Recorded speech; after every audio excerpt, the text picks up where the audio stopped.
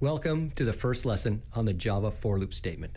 This lesson will give you an overview of iteration, which allows your program to repeatedly execute certain blocks of code until some condition is satisfied.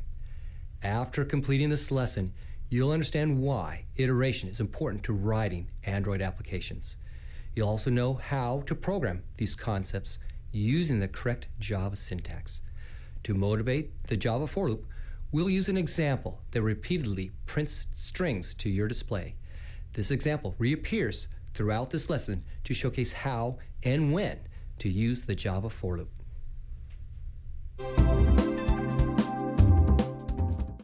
Before we consider Java's for loop, let us answer the question of why we need some type of looping construct after all. What does a loop buy us anyway? Let's consider the simple example of a timer counting down from 10 all the way to 1. Notice that the only thing that is being done is the displaying of an integer value. So the work that is being done, displaying an integer, is the same. It is only the integer value that is changing. With what we have learned to this point, you can accomplish this task with a simple set of println statements, as is shown in this slide. This works, but is rather tedious and repetitive for us, the programmer. And this is a terrible waste of our time. It takes a programmer about 2 seconds to type out a line of code, but it only takes a computer fractions of a second to execute each line.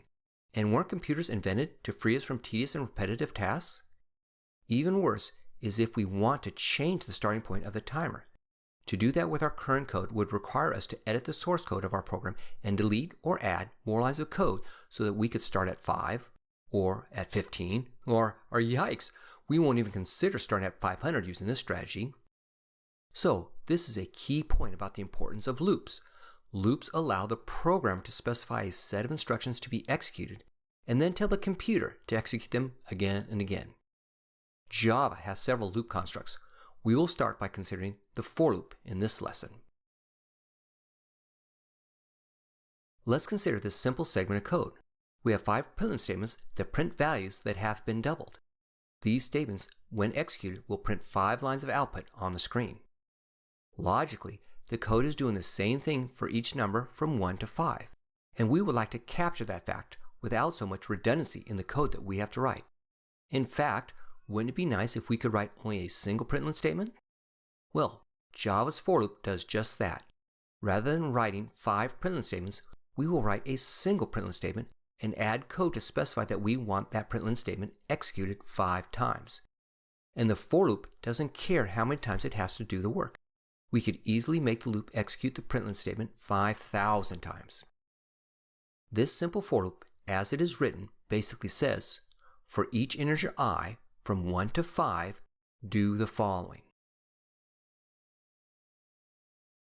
To learn about for loops, let's take a closer look at this code that prints out the 5 doubled integers. It consists of the code inside the curly braces. This is the code that we want to have executed repeatedly. This is known as the body of the loop. And then there is the code before the open curly brace that starts with the keyword for. This is known as the loop header, and it controls how many times the body of the loop will be executed. The loop header starts with the word for and is immediately followed by 3 expressions inside parentheses. The 3 expressions are separated by semicolons. Note there is no semicolon after the 3rd expression. The first expression is the initialization part. It is only executed once when the for loop begins its execution. This expression declares what variable the loop will use to control its execution and gives that variable an initial value. In this case, we are declaring that the loop will use the integer variable I, and it starts out with the value 1. The second expression is the loop test.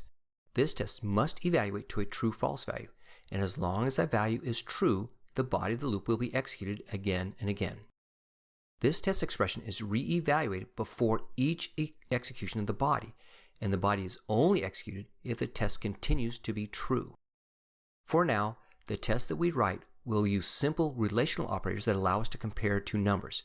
In this example, we want to know if the variable I is less than or equal to 5. If I has the value 1, that expression is true. If I has the value 6, that expression is false. And finally, the 3rd expression of the for loop header is the update expression. This is an expression that is intended to change the loop variable in some manner so that we get closer to causing the test expression to evaluate to false. It is important to note that the update expression gets evaluated only after the loop body is executed. So during the execution of the loop body, the loop variable still has the value that caused the test expression to be true. So if the test expression is true, the loop body is executed. When we hit the closing curly brace of the loop body, then the update expression is evaluated, and we continue with evaluating the test expression again. Note that the update expression can be any expression that updates the loop variable. It might be adding 1 to the loop variable, or subtracting 1, or multiplying it by 5, or whatever is needed. Most often, we simply want to add 1 to the loop variable, and so we can use the increment operator plus plus. Finally, when the test expression evaluates to false, execution of the program continues with whatever follows the for loop. Here's a nice visual showing how a for loop behaves. We start by evaluating the initialization expression. This occurs only once. We immediately evaluate the test expression, and if it is true, we will execute the body of the loop and immediately evaluate the update expression. And that brings us back to the test expression. If it again evaluates to true, we will execute the body again and the update expression again. And again, we come back to the test expression. And as long as it evaluates to true, we continue executing the body and performing the update. Now, if we have written our code correctly, eventually the update expression will cause the test expression to evaluate to false. At that point, the loop exits and we continue executing the code after the loop. Now that you've completed this lesson, you should understand why iteration is important to writing Android apps. You should also know how to program these concepts using the correct Java syntax. The remaining lessons on for loops will explore other ways of iterating through a range or sequence of data in Java programs.